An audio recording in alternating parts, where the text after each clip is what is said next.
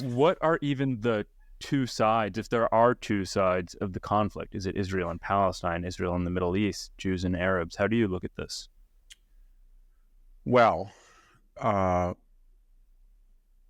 that area, because of its strategic location since antiquity, has been very settled. So the Jews of contemporary peoples have the oldest occupation and habitation, whatever term, I don't want to use a loaded term, but they were the longest resident. And they were dispersed by Roman authorities throughout Europe and what was in the Roman Empire. And then you could say that the Byzantines inherited it, and they lost it to the rising Islamic armies from the Arab world. And that was fought back and forth during the first, second, third, and fourth Crusades. And then it was more or less in the hands of the Byzantines, and that was lost in the 12th, 13th, 14th centuries, depending on what part of Palestine we talk about. And then they had the longest occupation, 300 years, by the Ottomans. And they were pretty brutal anti-Arab fellow Muslims. And then they miscalculated and were on the wrong side of World War I. And then there was a British and French presence that had taken up the slack. And that lasted until after World War II. And then the British mandate, there had been a Balfour Declaration that there would be a Zionist home of the Jewish people. But the mandate didn't really specify of what was what, Transjordan, etc., whether it was today, 1949 borders of Israel, 1947 borders, Gaza, and there were a series of war that would adjudicate that. 47, a big one in 56, 67, 73, and the borders were liquid. And then they were finalized after the Camp David Accords, where the Sinai was given back. They've pretty much been static since about 1979. And Israel has expanded through the series of wars, none of which it started. You could argue that in 67 it preemptively attacked a few hours before it was going to be attacked, and it won. And so if you're a Palestinian, you feel that area is all of yours, because at one time it had been controlled by Arabs, and that Israel is a foreign interloper in the manner, not of the Ottomans, they excuse that. In fact, Turkey is now one of its strongest supporters, but in the manage of the British and French. And they also feel that in the new cultural binary in universities that Israelis are white oppressors and settlers and interlopers in a part of Asia where they do not belong. That seems to be resonant on campuses.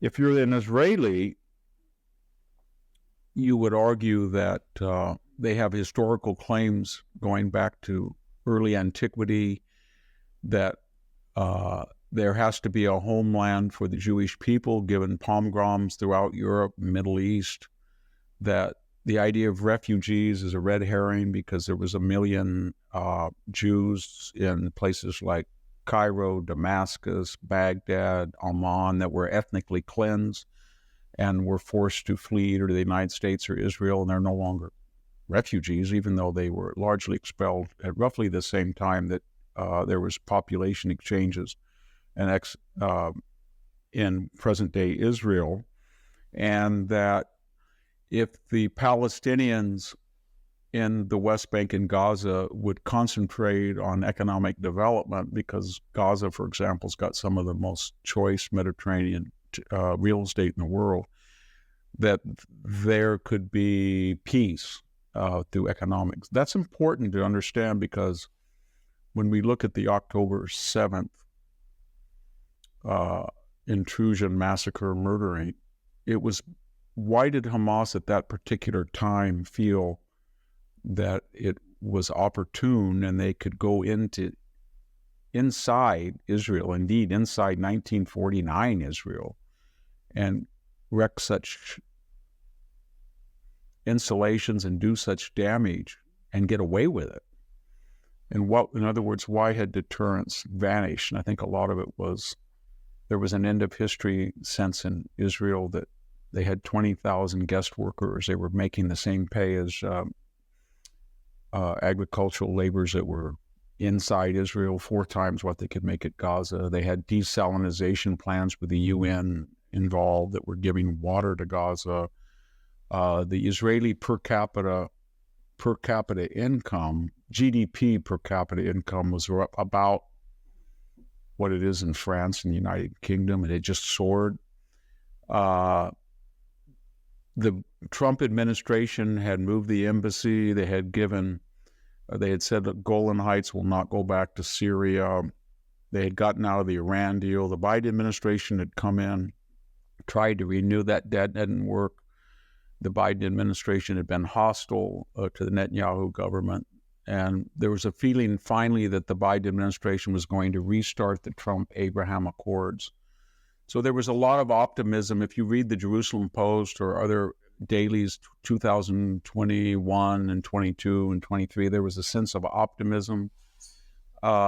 Israel also had a policy in the intelligence services and the Netanyahu government to sort of play Hamas against the Palestinian Authority, and as if Hamas was the more authentic, had more residents, more popular support, therefore deal with them. And then Hamas, understanding that strategy, tried to feign for most of 2023 that they were interested in economic development. Singapore was the operative word they were going to become. When you look at the United States, Iran, who probably adjudicates whether Hezbollah or Hamas or the Houthis are belligerent or not, felt that the United States was courting an Iran deal, was willing to pay $1.2 billion for hostages. It had lifted oil sanctions in early 2021, giving them about $90 billion so far of oil revenues. Much of it was used to arm its satellites. More geopolitically or geostrategically, Iran and people in the Middle East had seen the flight from Afghanistan, the abandonment of a $1 billion embassy, the abandonment of a huge air base. We'd invested $300 million at Bagram. It's controversial, 40, 50, 60 billion dollars and array of transportation vehicles, tanks, armaments, weapons. Then the sense that Putin felt that there would be no downside in invading Ukraine. We had the Chinese balloon that traversed the continental United States with near impunity for 7 days. You add all of that up, and I guess what I'm saying is that Hamas had been planning this for some time. They thought the Israelis are very naive. They feel that we're peaceful. They feel they're prosperous. They're at the end of history. And the United States doesn't seem to be as muscular or responsive as it was in the past. And therefore, we can probably do what we did on October 7th.